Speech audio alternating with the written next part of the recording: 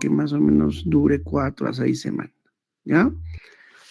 Un mes generalmente lo tienen, ¿no? Esa sonda silicona. Luego también se cambia. En cambio, la otra dura menos tiempo, ¿no? A veces máximo hacen durar 14 días, ¿no? Porque hay más riesgo de contaminación también. Pero la silicona sí dura hasta 4 semanas, 6 semanas, ¿ya? Y la gastrostomía en pacientes que ya requieren nutrición enteral, ¿no? Pues ya más de 6 semanas, ¿no? Puede ser años incluso con una gastrostomía, ¿no? Ya, retroceda, retroceda, retroceda, sigue. Ya, esto del síndrome de realimentación, vamos a hablar también posteriormente, es muy importante. El síndrome de realimentación se da en aquellos pacientes, ¿no?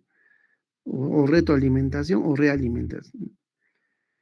Aquellos pacientes que han estado en nada por vía oral, no hay un punto de corte exacto, pero es más o menos más de 5 a 7 días que han estado en NPO, ¿no? Entonces, iniciarle bruscamente su requerimiento total, así el paciente se estable, no se recomienda porque puede producir un síndrome de realimentación en pacientes con NPO prolongado, ¿ya? O sea, por ejemplo, un paciente que ha estado en NPO 10 días, por ejemplo, ¿no?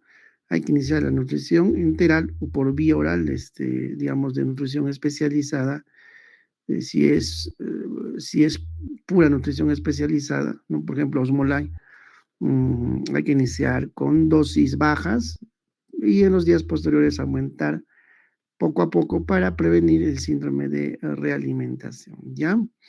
Entonces es muy importante esto de realimentación, como mencionó la doctora, hay una hiperinsulinemia y se van a acordar por todos los, que produce todos los hipos, hipofosfatemia, hipocalemia, hipomagnesemia, ¿ya? Para que puedan recordar. Retroceden, antes. Ajá, la aspiración, recuerden, para evitar aspiraciones, siempre cabecera a 30 grados en neurocríticos, cardiocríticos y en pacientes pulmonares 45 grados, ¿ya? Antes, antes. Hay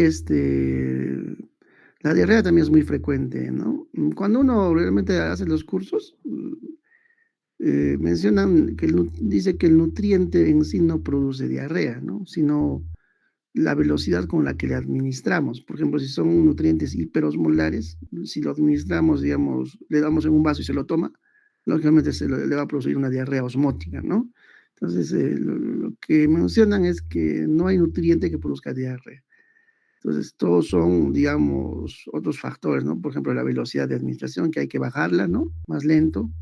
Se recomienda en infusión de 24 horas y en bomba de infusión, o sea, goteo lento, alícuotas menciona, ¿no? Alícuotas, poco a poquito, infusión de 24 horas, ¿no? Es lo que recomiendo, para evitar, digamos, esos tipos de diarreas osmóticas. Lógicamente hay que ver qué tipo de nutriente dar, ¿no? Algunos nutrientes tienen lactosa, entonces pacientes con intolerancia a lactosa también hay que evitar usar estos nutrientes con lactosa, ¿no? Ahora, lo demás es propiamente del paciente, ¿no? Si el paciente está con edema de pared intestinal, hay sobreinfección, entonces hay que tratar las infecciones, ¿no? Para poder evitar las diarreas, ¿ya? En el hospital se ve bastante diarreas por antibióticos, ¿no? Claro que no se dosan toxinas de Clostridium, que debería dosarse, pero por literatura sabemos que la diarrea por antibióticos está más relacionada a Clostridium, ¿no? Pero siempre es bueno identificar el germen, ¿ya? Antes, ¿no? Complicaciones, ¿no?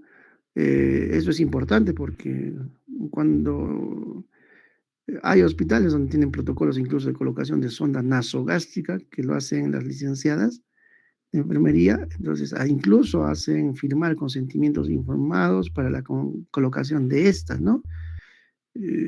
en salud de acá de Cusco no he visto, ese tipo de consentimientos, pero sí le mencionan al familiar. En otros hospitales sí hacen firmar, ¿no? Justamente porque la sonda también se puede ir al colocarla, la nasogástrica o la orogástrica se puede ir al pulmón, ¿no? Entonces le puedes dar nutrición por vía pulmonar y puedes complicar al paciente. Entonces, claro, hay una manera, pues, de comprobar si estás en vía digestiva, ¿no? Pero a veces hemos visto, no habré visto 2, 3 casos que le han colocado la sonda en vía, respiratoria, entonces también tener cuidado, entonces, la seguridad de los dispositivos médicos.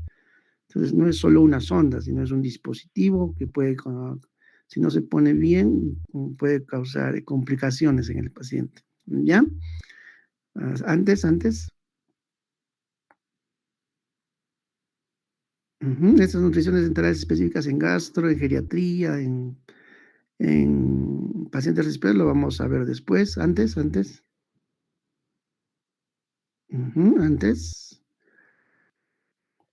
ahí, ahí, ahí mencionó, estaba bien las recomendaciones, pero creo que se olvidó de poner que pacientes, ahí dice en la tabla, ¿no?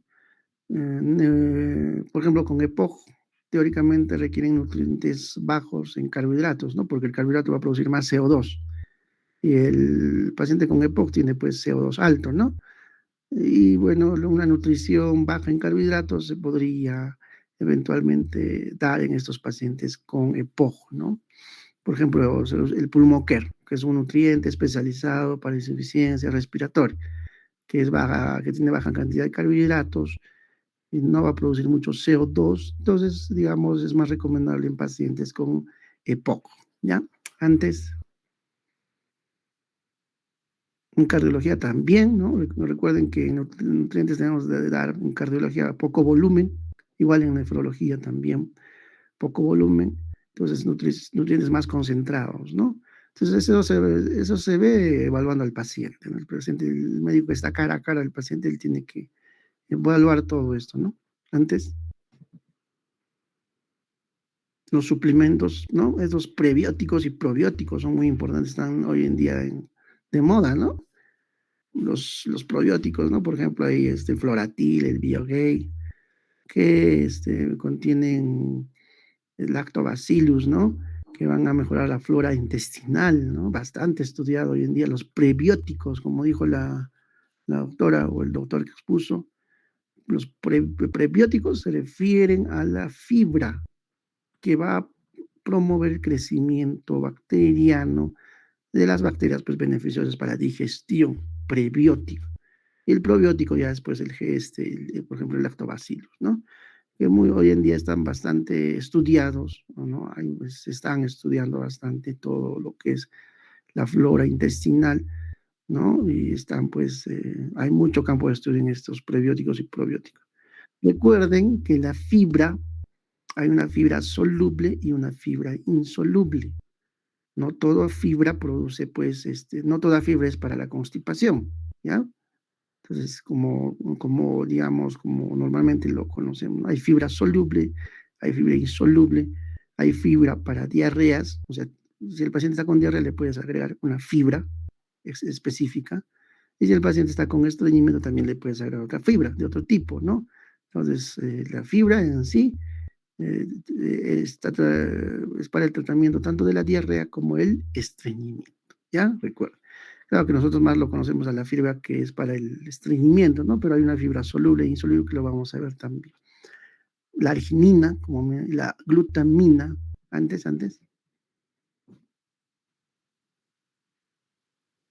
ahí de la glutamina y la arginina son aminoácidos que hoy en día también están bastante estudiados, se sigue estudiando. La glutamina, muchos de los nutrientes que se usan en el hospital, o los molay, el glutapag, el famoso glutapag, tiene glutamina. La glutamina tiene una función de mantener la integridad del epitelio intestinal, ¿ya? Hoy en día tiene bastantes indicaciones la glutamina, incluso en oncología están usando glutamina endovenosa, esto también lo vamos a hablar después, ¿no? Entonces, la glutamina está bastante estudiada, es muy importante, y también la arginina, ¿ya? Entonces, la glutamina, dos funciones, ¿no? Mantiene la integridad intestinal, ¿no? y es antiinflamatorio, ¿ya? Antes, ujú, antes, ahí está, proteínas, carbohidratos, lípidos. Antes, ujú, ya, ahí nomás, ¿no? Ya, está bien. No, muy bien. Recuerden, por favor, subir las exposiciones al aula virtual, ¿no? Ya, ujú, y vayan pensando más en fecha de examen. Y dicho sea de paso, hoy día es Día de la Mujer. Felicidades, doctoras. Pásenlo muy bien. Es disfruten, si es que pueden festejar, festejen.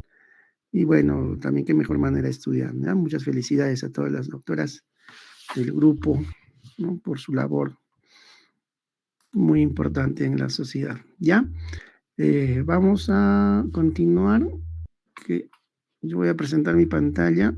A ver, me confirman por favor si se escucha, ¿ya?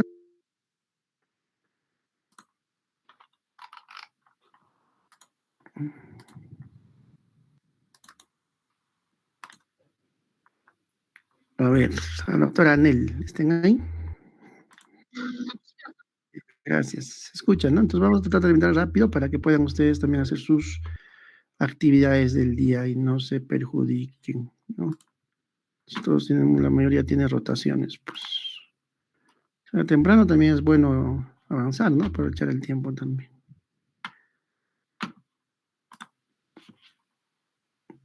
Ya, cuando yo proyecto mi pantalla no los veo, entonces es que por favor, no sé si me pueden confirmar si se ve.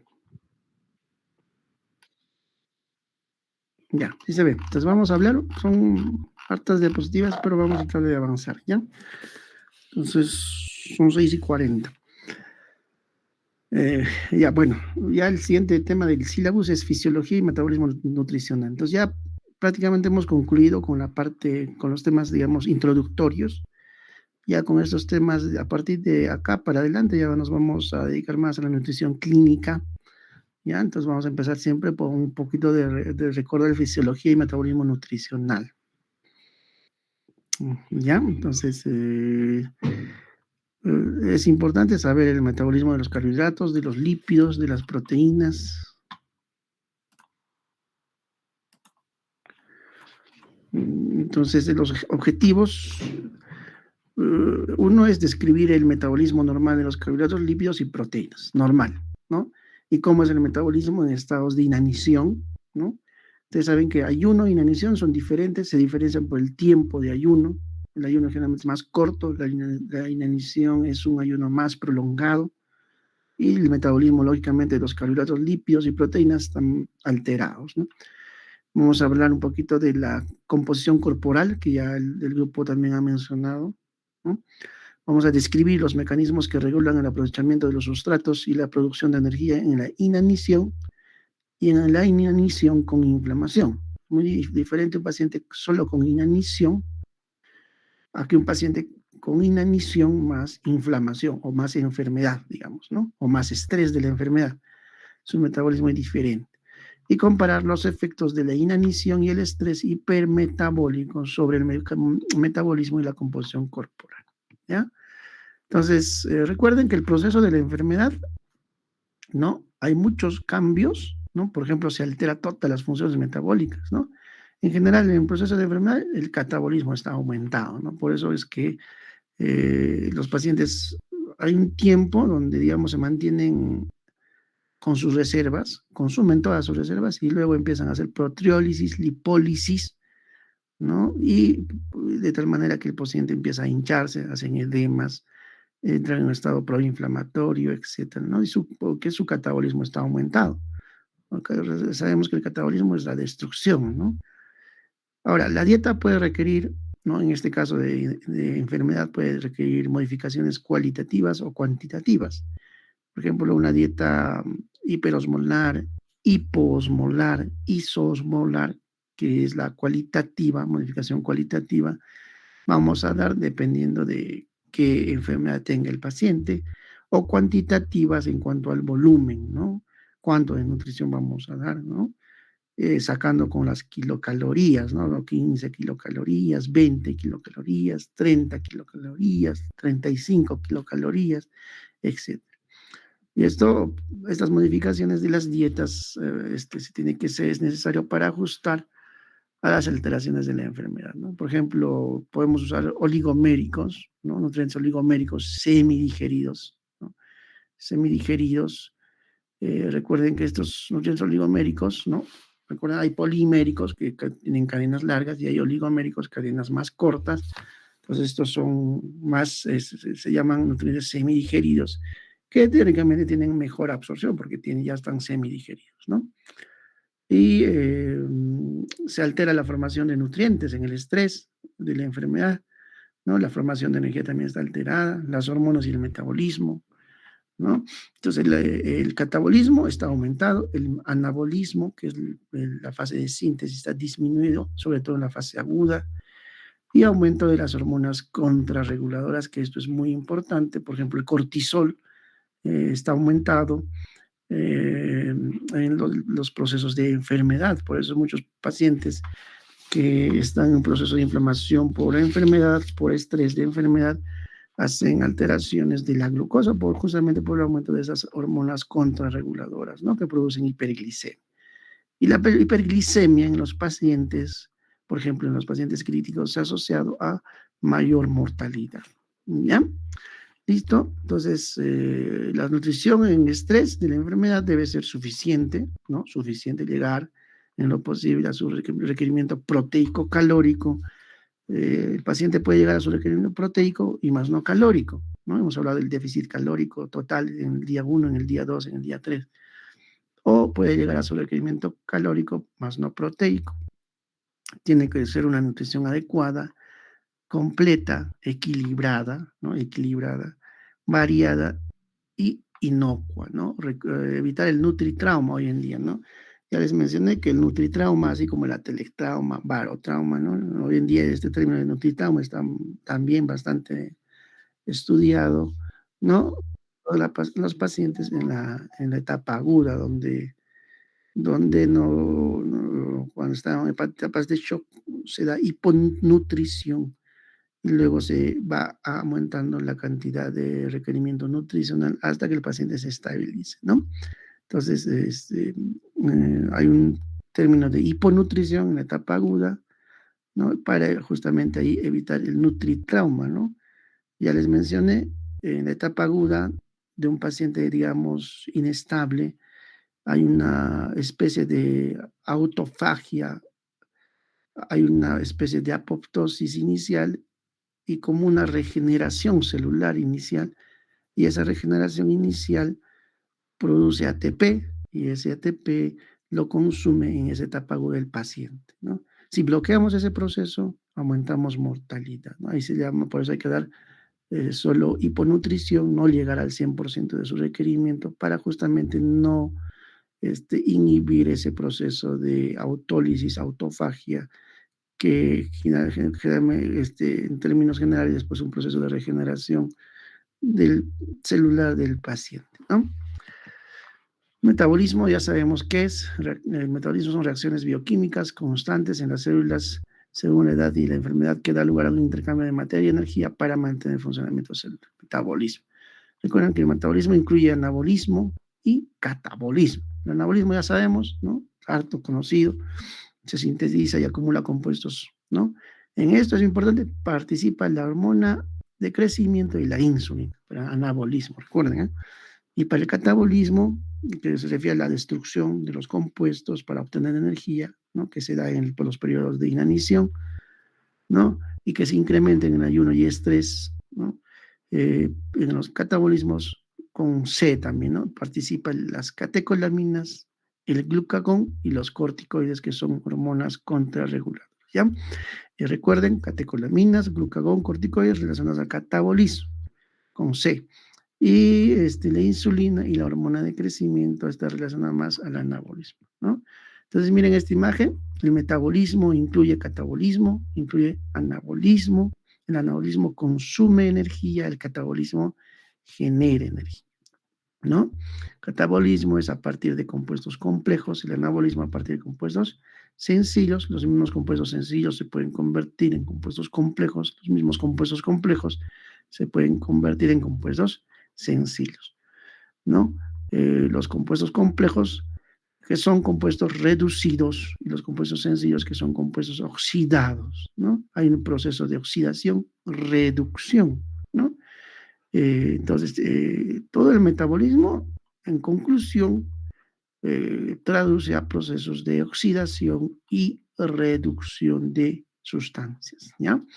Entonces, este proceso en la enfermedad, este proceso de óxido-reducción, ¿no? Está alterado en los procesos de enfermedad, ¿ya? Entonces, cuando hablamos de oxidación, reducción, nos estamos refiriendo a metabolismo, ¿no? Tanto anabolismo como catabolismo. Y al revés, si hablamos de metabolismo, hablamos de procesos de oxidación y reducción que sufren los compuestos, ¿no? El compuesto oxidado sufre reducción, ¿no? ¿No? El compuesto reducido, ¿no? Sufre también oxidación y así finalmente hay procesos de oxidación-reducción, ¿ya? Recuerden, anabolismo y catabolismo, ¿no? El catabolismo es degradativo, ya sabemos, catálisis, genera energía, produce ATP, que ese ATP lo va a consumir pues, el organismo, ¿no? Los productos finales e intermedios son materias primas del anabolismo, ¿no? Genera desechos que se excretan al entorno y lisis, ¿no? Ese es el catabolismo.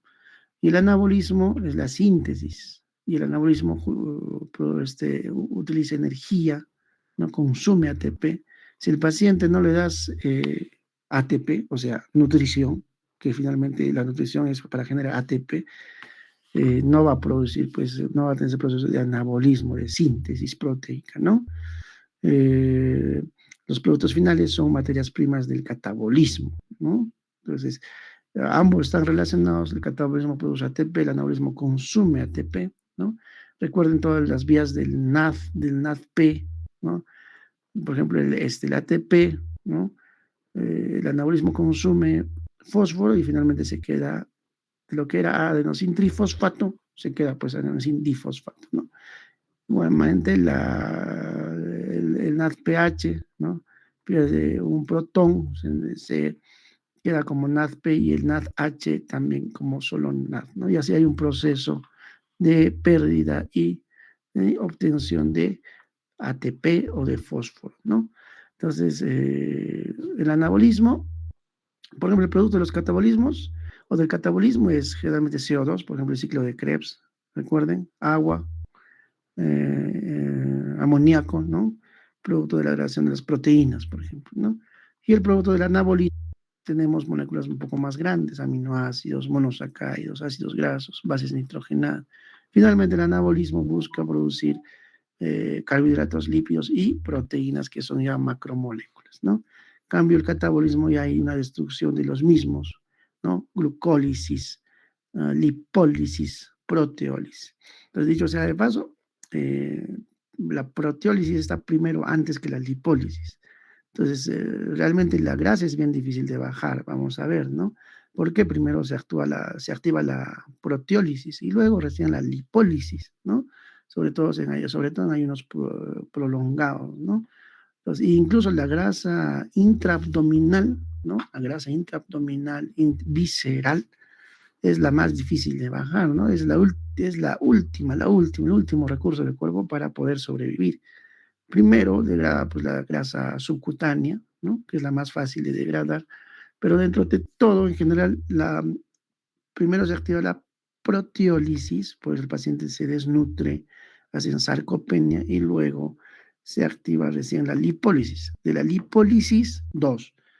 Primero se consume la grasa subcutánea y luego la grasa intravisceral, que es la más difícil de metabolizar. Incluso si uno puede morir por inanición, ¿no? Un paciente que no come 28 días, 30 días, se muere. Incluso la grasa visceral todavía se mantiene porque es bien difícil de degradar, ¿no? Entonces, los carbohidratos se degradan en monosacáridos, los lípidos en ácidos grasos y glicerol, generalmente, las proteínas en aminoácidos, ¿no? Entonces, todos sufren procesos de catabolismo y los tres, tanto carbohidratos como lípidos como proteínas, se van a producir, va a producir finalmente acetil, ¿no? Coenzima A. La acetilcoenzima A va a entrar al ciclo de Krebs, como ya sabemos, ciclo de ácido cítrico, y el ciclo de Krebs va a producir ATP y CO2 y agua. Recuerden esto, ¿ya? Recuerden todo este proceso de catabolismo. Finalmente, la acetilcoenzima se urge a través o a partir de carbohidratos, ¿no? Degradación de lípidos, carbohidratos y proteínas, los tres, ¿no? Ya, claro que hay unas diferentes vías de metabolismo de los carbohidratos, de los lípidos y las proteínas, pero este cuadro me resume bien, ¿no? Cuál es el producto final, que es la acetilcoenzima A, y finalmente para producir ATP, CO2 y agua, ¿no? Vamos a ver cuántos ATP, recuerden, produce el ciclo de Krebs. Recuerden, en el caso de los carbohidratos, hay una glicólisis aeróbica, una glicólisis anaeróbica, ¿no? Entonces, eh, el metabolismo en el estado alimentado y en el ayuno es muy diferente, ¿no? En el estado que uno esté alimentándose o cuando el metabolismo estamos en ayuno, ¿no? El ayuno. Los que hacen dietas, por ejemplo, ¿no? Las mujeres hacen bastante dieta, ¿no?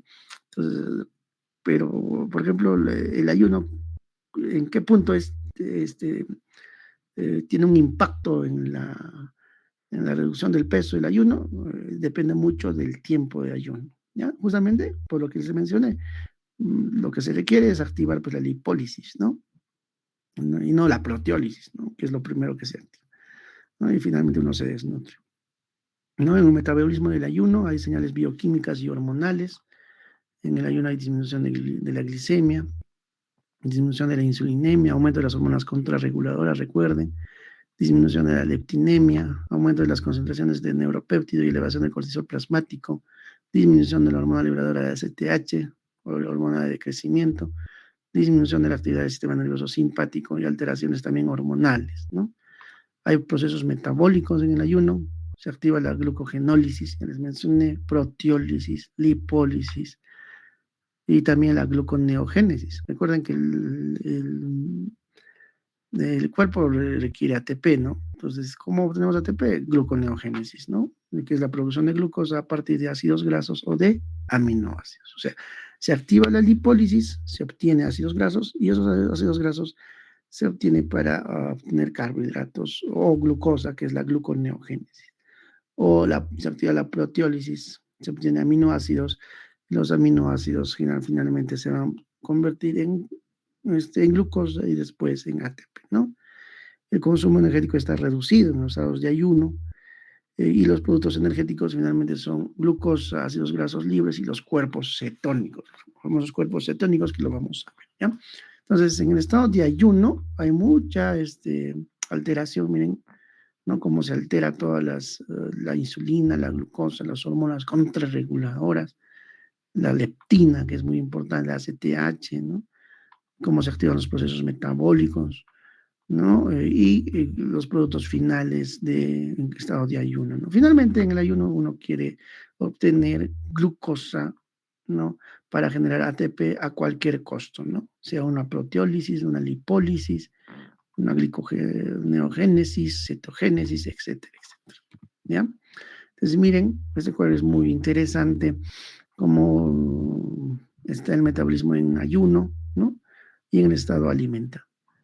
Miren, acá dicho sea de paso lo he marcado, ¿no? Que no se altera mucho en el estado tanto de ayuno y en el estado alimentado. Miren, el cerebro, el consumo de glucosa del cerebro, ¿no? Casi no se altera prácticamente, da igual. ¿Por qué? Porque recuerden que cuando uno está en ayuno, el cuerpo, la naturaleza es sabia, ¿no? Hay muchos mecanismos moleculares que lo explican. Trata de dar energía o glucosa a los órganos más nobles. En este caso, por ejemplo, en el cuadro vemos cómo la variación del consumo de glucosa no se ve alterado en ayuno o en estado alimentado por el cerebro. El cerebro sí o sí requiere glucosa. O sea, no le importa si estés en ayuno o estés en un estado alimentado, el cerebro requiere sí o sí su glucosa y lo va a sacar de donde sea, ¿no? De donde sea. Entonces, miren, tanto en estado ayuno como en estado alimentado, el consumo de glucosa por el cerebro se mantiene casi inalterado, ¿no? Porque requiere sí o sí, o sea, un ratito nada más de El cerebro sin glucosa, pues ya, ¿no? Este paciente va a ir mal, ¿no? Hipoxia, paro, qué sé.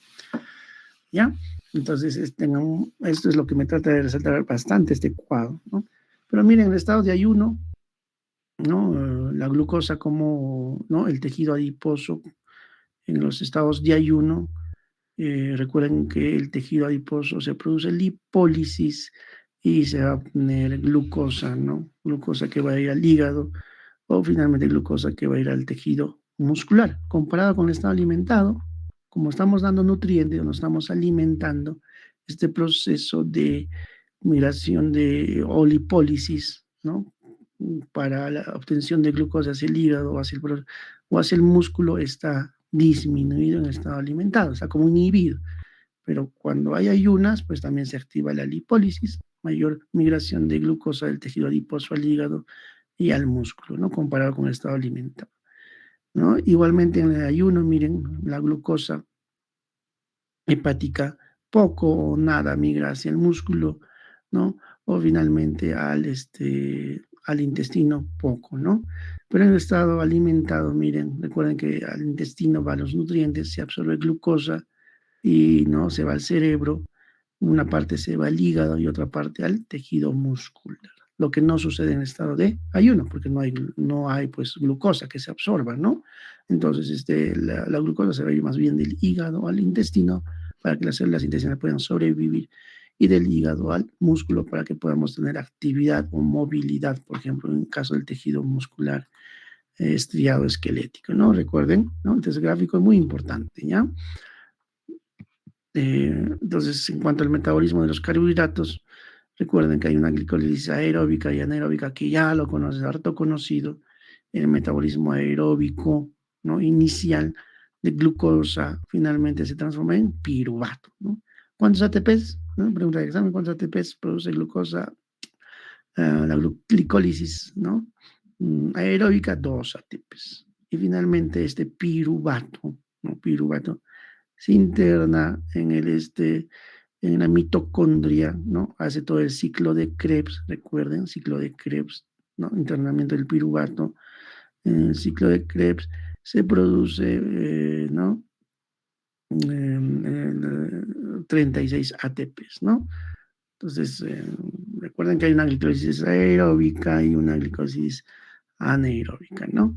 Este es un metabolismo aeróbico, ¿no? Finalmente donde se usa oxígeno, ¿no? Entre el oxígeno en este ciclo de Krebs y se produce 36 moléculas de ATP, ¿ya? Pero hay otro metabolismo anaeróbico, donde no se va a producir este ciclo de Krebs, se va a producir el piruvato, pero el piruvato en ausencia de oxígeno, cuando no se va a usar oxígeno y se bloquea este ciclo de Krebs, se va a producir lactato deshidrogenasa o LDH, ¿no?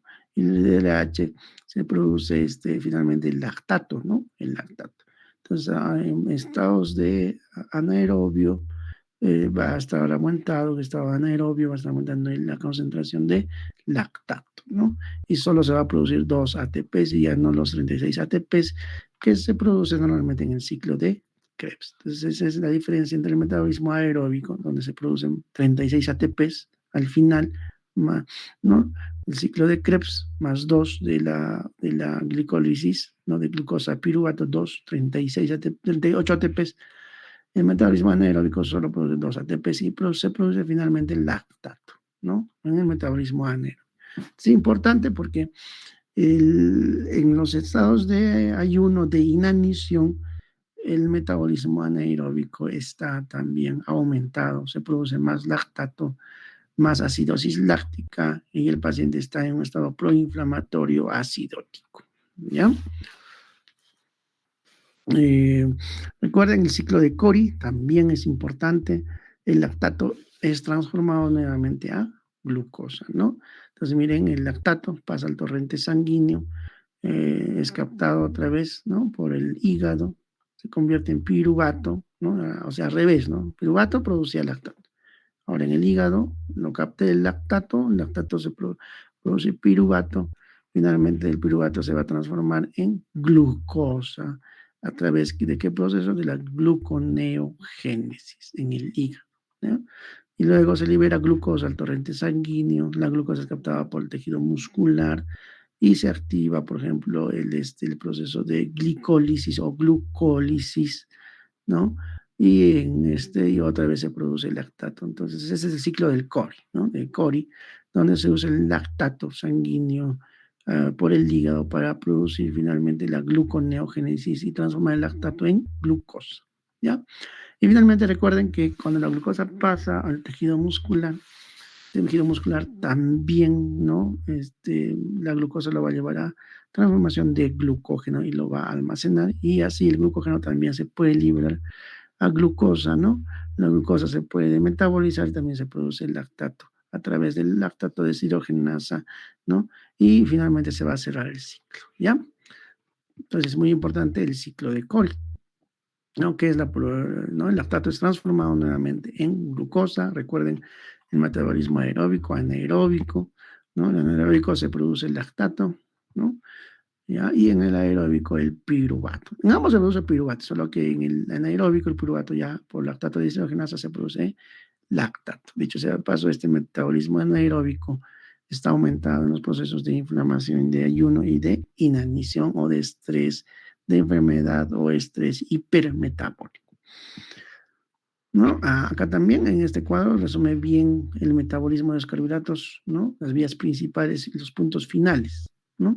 Está la dieta finalmente se produce glucosa, fosfatos de glucosa, ¿no? Y finalmente piruvato, ¿no? La glicólisis, la famosa glicólisis, ¿no? Estos fosfatos de glucosa finalmente también se pueden transformar en glucógeno, ¿no? Dependiendo de, por ejemplo, en el hígado, en el músculo, ¿no? Glucógeno, el piruvato produce acetilcolina, acetilcoenzima, no acetilcolina, sino acetilcoenzima A, ¿no? Y entran al ciclo de Krebs y finalmente se produce ATP, CO2 y agua, ¿no? Aparte se puede activar, como mencioné más antes, el acetilcoenzima se puede, la colesterologénesis, ¿no? ¿no? Colesterol también se puede producir a través de la acetilcoenzima. Entonces, finalmente, lo que en este cuadro me trata de explicar es que la glucosa, ¿no? De la dieta también produce, pues, finalmente, colesterol y lípidos, ¿no? Entonces, no necesariamente necesito ácidos grasos puros para producir colesterol. Colesterol también se da a través de la ingestión de glucosa. Entonces, si hay un exceso de glucosa, finalmente se va a traducir a un exceso también de colesterol. Y miren también el piruvato, la acetilcoenzima, se usa para ácidos grasos, ¿no? Para formar el triacilglicerol, ¿no? Triacilglicerol, finalmente también triglicéridos. Entonces, el aumento de glucosa se va a traducir tanto en aumento de colesterol y de triglicéridos, ¿no? Finalmente, este ATP se va producido del ciclo de Krebs o del ácido cítrico, como comúnmente se llama, también, ¿no? Se va a producir aminoácidos, los aminoácidos se van a usar para producir proteínas, ¿no? El piruvato también se puede transformar en aminoácidos a través del proceso de gluconeogénesis y se va a producir, ¿no? Glucosa y la glucosa también se va a producir finalmente, se va a captar para producir proteínas, ¿ya? Entonces recuerden el proceso de metabolismo aeróbico, anaeróbico, el ciclo de Cori muy importante, ¿no? Y las fases del metabolismo de los carbohidratos, que finalmente el carbohidrato también se va a producir triglicéridos y colesterol, ¿ya? ¿No? Porque entonces todo exceso de carbohidrato también se va a producir en aumento de la grasa, ¿no? En cuanto al metabolismo de las proteínas, recuerden que las proteínas están conformadas por cadenas largas de aminoácidos, ¿no? Los aminoácidos se van uniendo, ¿no? Van a formar, ¿no? Una cadena larga de aminoácidos, proteínas. El principal fuente de nitrógeno son las proteínas, ¿ya? El metabolismo de proteínas está reservado para el mantenimiento de la función y estructura de los órganos. Es muy importante, ¿no? Función y estructura de los órganos. Recuerden que las proteínas se pierden durante el catabolismo hipermetabólico, ¿no? Recuerden que primero se activa la proteólisis y luego se activa la lipólisis. Y antes de eso, todavía encima de la proteólisis y la lipólisis está, pues, ¿qué es lo que, digamos, usa el organismo en ayuno, en estrés? Los carbohidratos, ¿no? Los carbohidratos, la glucosa. Si ya no hay glucosa, ya no hay esto, entonces recién la lipólisis, perdón, la proteólisis y finalmente la más difícil, la lipólisis. En la lipólisis, la grasa subcutánea primero, ¿no? Por eso el desnutrido severo hay disminución de la grasa subcutánea. Y después al último, que es la más difícil, la lipólisis de la grasa visceral, ¿ya? Se necesita 20 aminoácidos, como sabemos. Hay aminoácidos esenciales y no esenciales, ¿ya? Miren, los tipos de aminoácidos esenciales, la isoleucina, la leucina, la lisina, metionina, fenilalanina, taurina, treonina, triptófano y valina. Aminoácidos condicionalmente esenciales. Se llama condicionalmente esenciales porque van a depender del proceso metabólico en el cual estén y se van a tornar esenciales en ese estado hipermetabólico. Y los no esenciales, ¿no? Que el cuerpo, el organismo lo produce, por eso se llaman no esenciales. Y los esenciales son los que hay que ingerir por la dieta, ¿no? Los no esenciales, alaninas, paraginas, aspartato, glutamato, ¿no? Y los más importantes, ¿no? Entonces, esos aminoácidos son condicionalmente esenciales en los adultos, pero esencialmente en los niños, los que están en asterisco, ¿no? Los que tienen doble asterisco, estos aminoácidos no están directamente codificados por el código genético, ¿no? Porque usualmente no se conoce estos, la pirolisina y la selenocisteína, ¿no? Pero son incorporados a las proteínas mediante unos mecanismos sintéticos únicos, ¿no? Procesos metabólicos. Ya, entonces miren, los aminoácidos esenciales, recuerden, y los no esenciales y los condicionalmente esenciales. De esos condicionalmente esenciales, recuerden dos, la arginina y la glutamina. Ya les he mencionado, la glutamina hoy en día está bastante estudiado para los procesos, ¿no? Como antiinflamatorio y también para protección del tracto gastrointestinal, ¿no? Evita la lisis del enterocito, la lisis del epitelio intestinal, ¿no? Glutamina, famoso glutapag, ¿no? También, pero hay una dosis también de glutamina por día, no es que digamos, yo le pongo una glutamina y ya, ¿no? Hay una dosis. Hay también por vía endovenosa glutamina, también dentro como composición de los nutrientes enterales. También glutamina, está hay muchos preparados con glutamina, ¿no? La cuestión es que tengan la dosis de glutamina necesaria. Y también hay preparados solos, ¿no? De diferentes laboratorios de solo glutamina, ¿no? Más o menos vienen de 20 gramos, 30 gramos de un sobrecito de solo glutamina, ¿no? Donde se le puede dar a los pacientes con falla intestinal, por ejemplo, posoperados, por oclusión, por el síndrome intestino corto, algunos que tengan alteraciones del tracto gastrointestinal, sobre todo en postquirúrgicos, está también bastante usado la glutamina, ¿no? Por vía del tracto gastrointestinal y por vía endovenosa bastante usado en oncología también, ¿ya? Entonces, y la arginina también está bastante. Esos dos hay que recordar, glutamina y arginina, ¿ya? Entonces, los esenciales no se pueden sintetizar, porque hay un error de digitación en el organismo, entonces lo tienen que obtener a través de la dieta. Y los no esenciales se pueden sintetizar a través del metabolismo intermedio. Y los condicionalmente esenciales, que ya hemos mencionado, durante el catabolismo hipermetabólico, ¿no? Eso es importante, o sea, por eso son condicionalmente esenciales. Entonces recordar la arginina y la glutamina. ¿No? Acá tenemos propiedades de la glutamina, ahí está, ¿no? Bastante estudiada la glutamina. Es un artículo de 2009 todavía, miren, hace tiempo se está estudiando la glutamina. Hoy en día hay más artículos, ¿no? Más indicaciones. Están haciendo estudios con glutamina, ¿no? Por ejemplo, en pacientes oncológicos y en pacientes, ¿no? Placebo versus glutamina, dietas ricas en glutamina, ¿no? La glutamina tiene un efecto anabólico, anticatabólico, simula la hormona de crecimiento, efecto antioxidante, ¿no? Entonces evita la destrucción celular, es inmunoestimulante, ¿no? Y base la síntesis de bases púricas y pirimídicas. Todos esos efectos tiene la glutamina. Por todo eso es que se está estudiando bastante la glutamina. Ya. Eh, por favor, me dan unos 5, 10 segundos.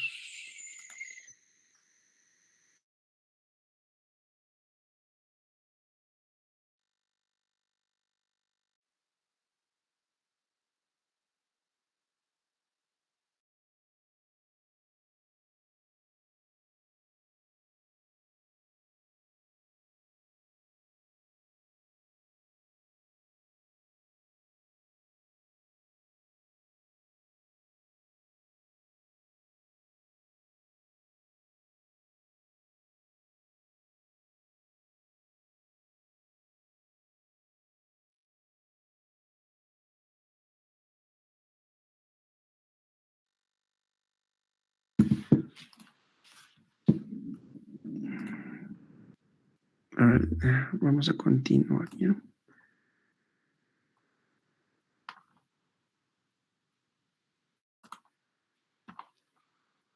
¿Se ve la pantalla, chicos? Anel, ¿me puedes confirmar si se ve o tengo que proyectar otra vez? Ya, estamos en las propiedades de la glutamina, ¿ya? Entonces, todas esas propiedades tiene la glutamina, por eso está, digamos, ampliamente estudiado, ¿ya? Arginina, ¿no? Miren, precursor del colágeno, el colágeno es muy importante, precursor del óxido nítrico, ¿no? También es inmunomodulador, ¿no? Estimula los linfocitos, ¿no? Estimula las hormonas anabólicas, la insulina, la hormona de crecimiento, etcétera, etcétera, ¿no? Entonces, la arginina también tiene muchos efectos, por eso también hoy en día está harto estudiado, igual que la glutamina, ¿ya? No se olviden.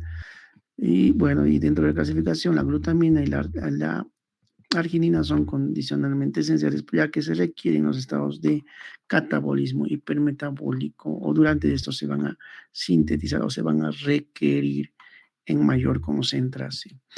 ¿Ya? No, miren, ¿no? Que está más de lo mismo. Acá ya incluyen, ¿no? Ya hemos hablado, ya el grupo anterior hablado de los micronutrientes, ¿no? El zinc, por ejemplo, que es muy importante para la regeneración epitelial, la vitamina A, C, ¿no? Etcétera. Aquí ya hemos hablado. No, miren, la proteína de la dieta finalmente se obtiene aminoácidos, ¿no? De los aminoácidos se obtienen derivados nitrogenados no proteínicos, ¿no? O los aminoácidos se transforman en proteínas tisulares o arrebes, ¿no? Recuerden, los aminoácidos también se van a transformar en carbohidratos, en glucosa, a través del proceso de gluconeogénesis, ¿ya? Estos aminoácidos también van a producir nitrógeno, amino en el glutamato. Se produce una desaminación, finalmente se produce amoníaco o amonio y finalmente se produce la urea. Entonces, la urea y el amoníaco, estos dos, son productos de la degradación de los aminoácidos, ¿no? ¿Ya? Recuerden, miren, el amoníaco igualmente se puede ir al revés, ¿no? Se puede producir nitrógeno amino en el glutamato. Y los aminoácidos, recuerden una de las primeras imágenes, tanto carbohidratos como lípidos y proteínas se van a producir la acetilcoenzima, y la acetilcoenzima va a iniciar o se va a internar el proceso de ciclo de Krebs, y el ciclo de Krebs se va a producir energía, ATP, 36 ATP, CO2 y agua. También los aminoácidos van a producir cuerpos cetónicos en estados de inanición, ¿no? O de ayuno, y también, por eso ahí está la dieta, ¿no? Las dietas cetogénicas, ¿no? Cetogénicas, porque estos cuerpos cetónicos de alguna manera van a inhibir el proceso metabólico, ¿no? Y indirectamente van a producir una sensación de disminución de peso, ¿no? ¿Ya? Entonces, esto es muy importante, ¿no? Que lo vamos a ver también después. Miren, captación y destino de los principales sustratos y metabolitos de los carbohidratos y los aminoácidos, ¿no? Miren, la dieta, ¿no? Carbohidratos y proteínas en el tubo digestivo.